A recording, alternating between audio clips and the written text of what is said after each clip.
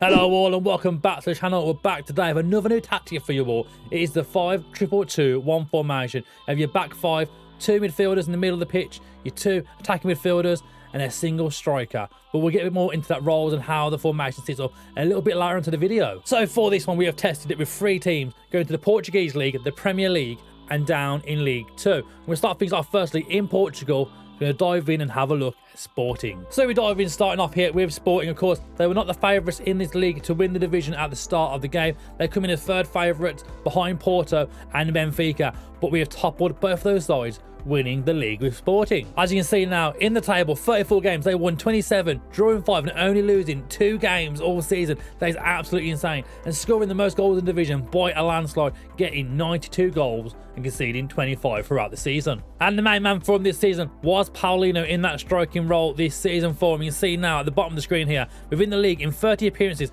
he bagged 26 goals with an XG of 22. That is not bad for the Portuguese striker. And of course at 30 years of age, you can see now some great physicals, mentals and technical attributes, but he does all the jobs that we're looking for within a striker within this formation. Another player we should probably touch up on is Arthur Gomes, the young Brazilian, came in 24 years of age this season and he bagged goals and assists for fun. As you can see, Arthur came in 34 appearances, 13 goals, 17 assists and 3 player of the match awards with an average rating of 7.49. That's not half bad. But one thing you will notice now is straight away looking down the assist charts here, 18 assists from Morita, Pedro Goncalves got 18 assists and 24 goals as well. Nuno Santos on 12 assists to his 4 goals as well. That's not bad at all. And even Hector Bellerin on loan from Arsenal, of course, this season, bagged 11 assists, joined by Paulinho, who we mentioned already, with 34 goals in 41 games, even bagged 10 assists. And it wasn't just the league that Sporting won this year. They won the Portuguese League Cup, of course, as well, as they beat Porto 2-0 within the final. So a double winning season for Sporting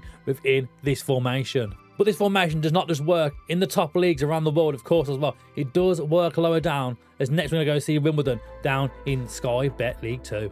So for this next test, we tried it out with Wimbledon. Of course, they're in the Sky Bet League 2, and you can see from the season preview, they predicted to get 14th within the league with a 33-1 chance of winning the league. But how did they get on?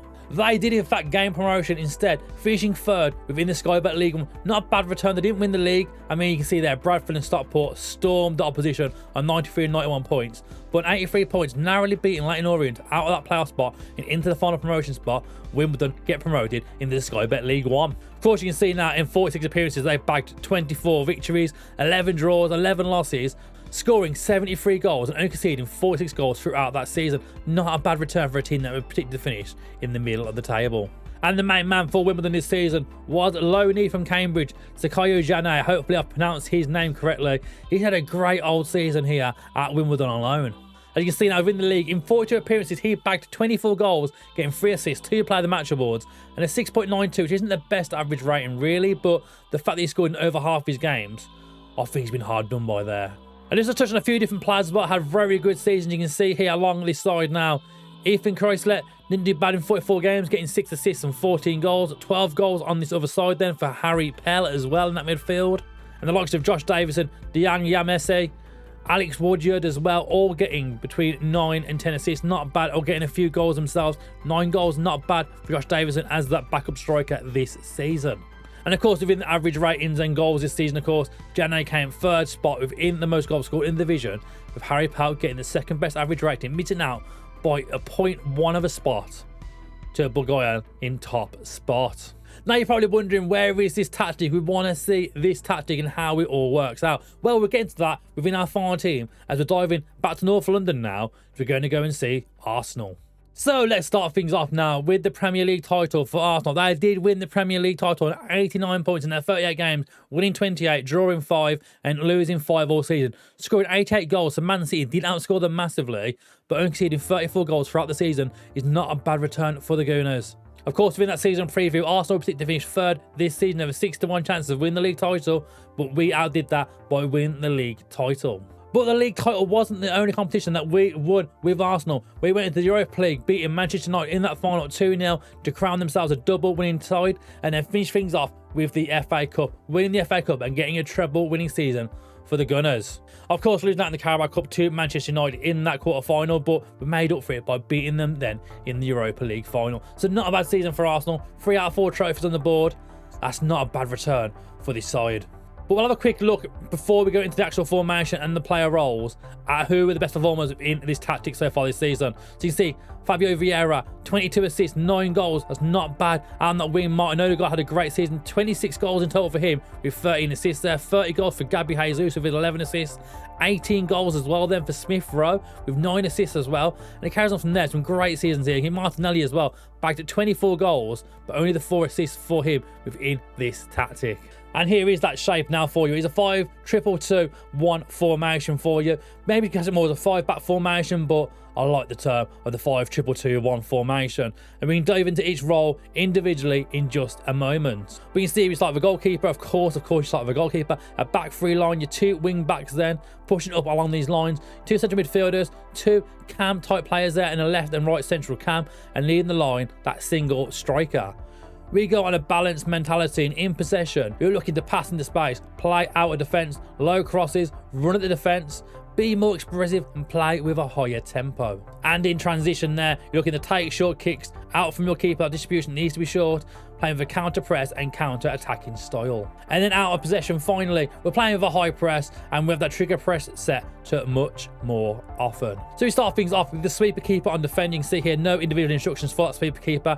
He's set to a defensive duty. And across that back line then, we have a centre defender on the right hand side with no individual instructions, joined by a central defender on the centre, and on the left, all with no PI individual instructions. On that right back side, that right wing back, he's set to a wing back on support, no individual instructions there. Whilst on the left hand side, again, no individual instructions at a wing back on support. Whilst through the middle, we have a box-to-box midfielder in that central midfield role, joined by Jorginho, who is set as a deep line playmaker on a supportive duty. But again, you'll notice no individual instructions on any of these players. This is probably something you could add onto your players if you want to test it out and mess around at all.